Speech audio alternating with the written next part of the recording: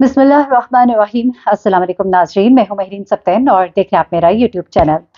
नाज़रीन, अपने इस चैनल पे ज़्यादातर शोबिज़ स्टोरीज़ और हल्की फुल्की की स्टोरीज़ आपके साथ शेयर करती हूँ और आज मैं आपको नाज़िर जहांगीर और नबील ज़फ़र के बारे में कुछ बताऊंगी, कुछ उनकी ज़िंदगी के हवाले से, कुछ ऐसे हक़ाइक़ जो शायद आप नहीं जानते। आप नहीं जानते कि नाज़िर जहांगीर जो है उन्होंने खुद साइकोलॉजी पढ़ी है, लेकिन खुद पोस्ट ट्रॉमेटिक डिसऑर्डर की, डिस्ट्रेस की शदीद शिकार रही है।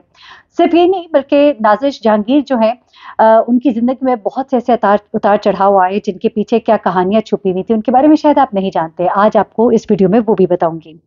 आपको शायद याद होगा, बहुत पुरानी बात नहीं है, मोहसिन अब्बास के हवाले से एक बहुत बड़ा स्कैंडल जब मंज़र-ए-आम पर आया था, जब उनकी एक्स वाइफ फातिमा सुहेल जो है, उन्होंने उनके ऊपर इल्ज़ाम लगाया था कि जब वो उनके बेटे के साथ उम्मीद से थी, तो उस वक़्त उन्होंने उनके साथ कितना बुरा रवैया रखा और वो नाज़िर जहांगीर नामी जो एक्ट्रेस हैं, मॉडल हैं, उनके साथ रिलेशनशिप में थे और बहुत ही उन्होंने ऐसी बातें कही जिनको मैं यहाँ पर बयान करना नहीं चाहती हूँ। लेकिन ये वाक़या जो है मीडिया के ऊपर बहुत उठा। ना सिर्फ ये बल्कि फातिमा सुहेल ने अपनी निशानात के साथ बाकायदा ज़ख्मी और जिस तरह से उन्हें मारा पीटा गया, जो ब्रूजेस थे उनके बॉडी पर, उसके साथ उन्होंने तस्वीर जो है वो शेयर की। साथ ही साथ उन्होंने वीडियो कॉन्फ्रेंसेस की, प्रेस कॉन्फ्रेंसेस की और उन प्रेस कॉन्फ्रेंसेस के अंदर उन्होंने पूरी स्टोरी जो है वो बयान की। उसके बाद नाज़िर जहांगीर जो है उन्होंने आकर एक अपने इंस्टा के ऊपर पोस्ट की और उस इंस्टा की पोस्ट पर उन्होंने बहुत सी बातें कही, जिनमें से एक बात उन्होंने ये कही कि अगर ऐसी कोई बात होती तो फातिमा मेरे साथ दोस्त क्यों होती?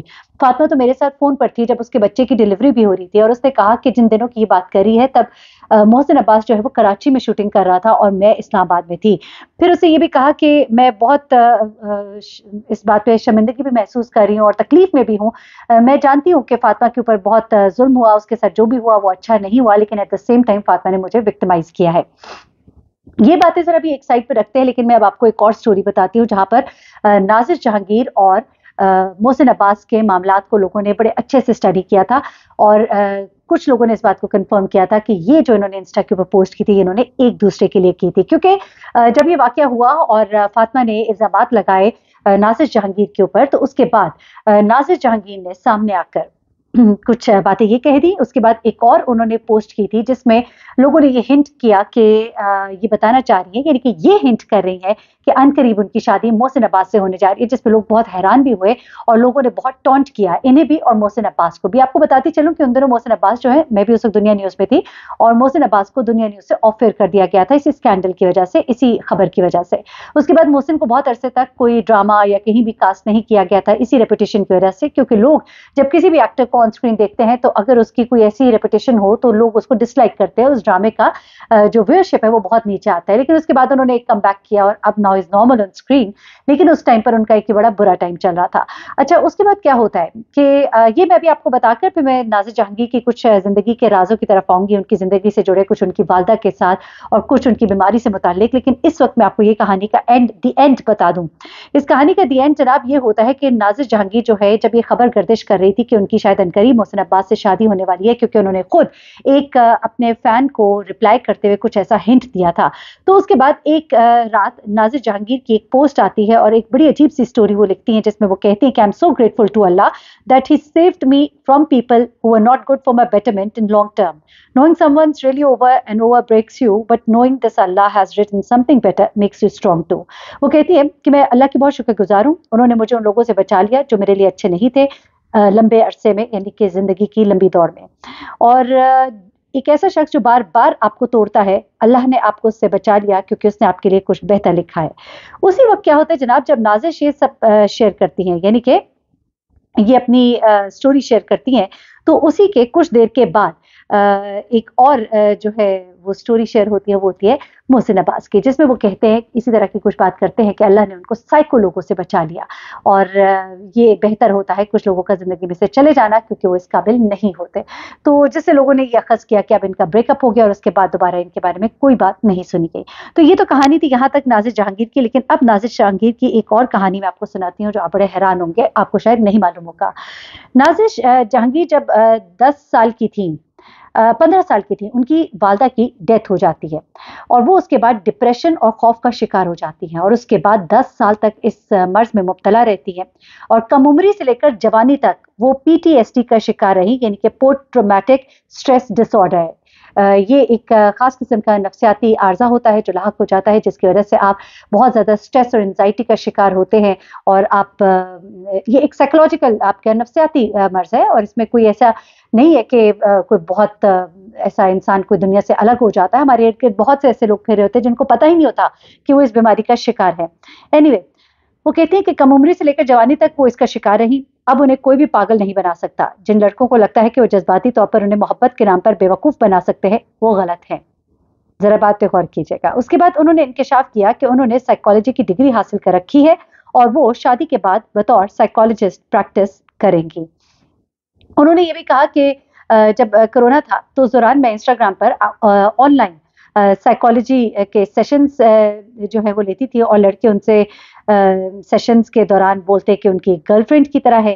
پھر وہ کہتی ہے کہ کرونا کے دور میں 45 منٹ کے سیشن کی 5,000 روپے فیس میں نے وصول کی، اور زیادہ تر لڑکے انہیں لڑکی سمجھ کر ان کے ساتھ محبت کی باتیں کر کے انہیں ورگلانے کی کوشش کرتے تھے، لیکن وہ سائیکالوجسٹ تھی اس لیے انہیں کوئی فرق نہیں پڑتا تھا. تو جناب یہ تو ہو گئی ناظر جہانگیر کی کہانی. اب میں آپ کو ذرا بلبلے کے نبیل ظفر کی کہانی سناتی ہوں. بڑی انٹرسٹنگ سی سٹوری ہے، کیونکہ بلبلے کی جو کاسٹ جس طرح سے سلیکٹ ہوئی اور جس طرح سے وہ سامنے آئے، آج بہت سے لوگ جنہوں نے اس کاسٹ کو یا اس پروپوزل کو نہ کیا ہوگا وہ سوچتے ہوں گے کہ ہم نے کیا کیا. جی ہاں، بڑے بڑے نام تھے جن کو کہ اپروچ کیا گیا تھا، جس میں ماریا واسطی بھی تھی خوبصورت کے رول کے لیے، اور بہت سے لوگ تھے.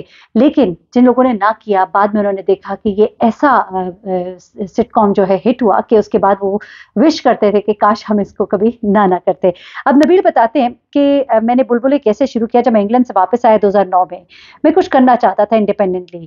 تو وہ کہتے ہیں کہ میں نے کو پروڈیوسر کے طور پہ کام تو کیا ہوا تھا، لیکن اب میں اپنی پروڈکشن شروع کرنا چاہتا تھا. میں نے اپنی ماں سے کہا کہ میری کامیابی کے لیے آپ دعا کیجئے. تو انہوں نے کہا کہ تم پریشان نہ ہو، میں اللہ سے دعا کروں گی. اس کے بعد وہ کہتے ہیں کہ میں اپنے ایک دوست علی عمران کے پاس گیا اسکرپٹ کے لیے، اور وہ بھی ایک فری اسکرپٹ کے لیے، اور اس نے مجھے اسکرپٹ لکھ کے دیا بلبلے کا. پھر میں نے رانا رضوان کو کہا کہ جی اس کی مجھے ڈائریکشن کر دیں.